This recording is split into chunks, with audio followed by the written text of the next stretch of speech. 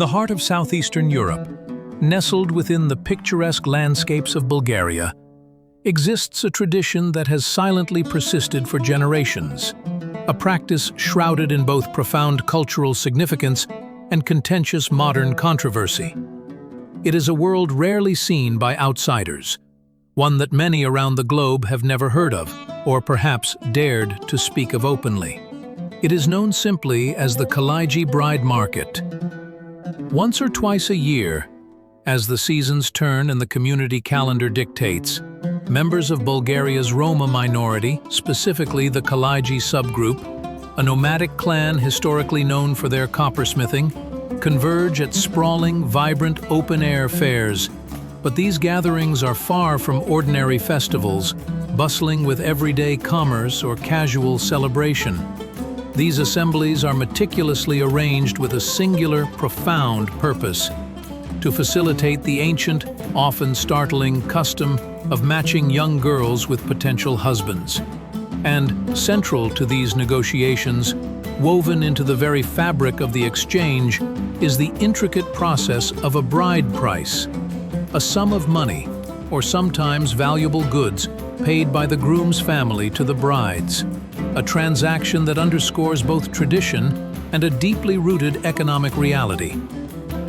The preparation for the bride market is a ritual in itself, a process steeped in expectation, hope, and an undercurrent of apprehension.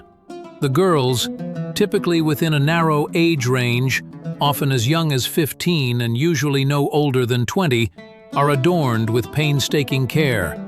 They wear their most extravagant, most colorful traditional clothes, layers of intricately embroidered fabrics, vibrant scarves, and, crucially, a dazzling array of gold jewelry. Every piece, every detail of their attire is carefully chosen, designed not just for beauty, but to subtly enhance their perceived desirability and appeal to potential suitors. Their families, too, invest heavily in this pivotal day, both emotionally and financially, hoping to attract the most suitable husbands, young men from within their close-knit community, or sometimes older, more established bachelors, all seeking wives who embody traditional values. In some reported cases, particularly for a girl deemed exceptionally desirable due to her family lineage, beauty, or perceived purity, that negotiated number, the bride price, can ascend to figures as high as 10 or even 20,000 US dollars. This is a truly substantial sum within their economic context, one that profoundly reflects both the deep cultural value placed on the union and the significant economic implications for both the bride's family, who gain resources, and the grooms, who invest heavily in the future of their lineage. Within the Kalaydzhi community itself, opinions on the bride market are far from monolithic. They are nuanced, complex, and, increasingly, diverse. Those who staunchly defend the market emphasize its enduring role as a vital, irreplaceable tradition.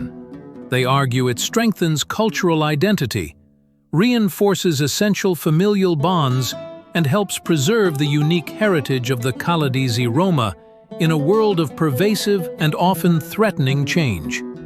Some passionately contend it's no different fundamentally from traditional matchmaking events found in other cultures worldwide, where families historically play a significant role in arranging unions based on lineage, reputation, and mutual benefit. They see it as a structured, proven way to ensure their children marry within their tight-knit group, thus preventing cultural assimilation and maintaining their distinct customs and way of life in the face of external pressures. The profound paradox of the Kalaydzhi bride market becomes even more striking when viewed against the backdrop of the country it calls home. This ancient, deeply traditional practice unfolds within Bulgaria, a sovereign nation that is a full, committed member of the European Union. A modern parliamentary democracy with a constitution and laws ostensibly upholding individual rights, gender equality, and protection against exploitation.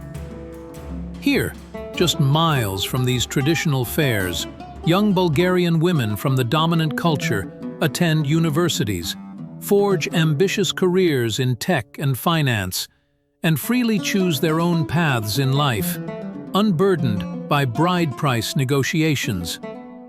Yet, this deep-rooted tradition of the bride market continues to unfold largely in the background, often out of sight of the wider society, and rarely openly questioned or directly interfered with by external authorities, as long as it remains within the perceived, often gray boundaries of cultural practice and avoids overt criminality. As the sun begins to set on the Kalaydzhi bride market, and the bustling energy of the day gradually fades into the tranquil Bulgarian evening, the outcomes of the negotiations become clear. For some families, deals have been struck, hands have been shaken, and new marital unions formally initiated, marking a new chapter in their lineage. Some girls will leave the fairgrounds with new husbands, stepping into a future that was largely decided for them on this single pivotal day, a future dictated by custom and family negotiation. Others, perhaps less fortunate in securing a match, or whose families couldn't agree on a price deemed acceptable, will quietly return home, their fate deferred until the next year's market, their hopes and anxieties carried into another cycle of waiting. For many, their entire life path, their very destiny, changes forever in the span of a single, fateful day. The Kalaydzhi bride market is not fiction. It is not a myth conjured from ancient tales, nor a relic confined to distant history books. It is a very real, tangible cultural practice, one that continues to live and breathe in parts of modern Europe, a continent ostensibly defined by its progressive values, its commitment to individual freedom, and its pursuit of equality. And like many long-standing, deeply entrenched traditions, when viewed through a contemporary lens, particularly from the outside, it inevitably raises a complex, fundamental, and unavoidable question that challenges our understanding of culture versus human rights. Where do we, as a global society, or even within a single nation, ultimately draw the line between the sacred duty of cultural preservation and the inviolable right to individual freedom and personal choice? How do we navigate the complexities when tradition and autonomy seem to be at odds? This is Unseen Planet, where we venture into the hidden truths, the profound paradoxes, and the compelling complexities that exist in the world's corners most people never think about. If this story challenged your perceptions or sparked a deeper curiosity, subscribe and follow us. There's always more to uncover.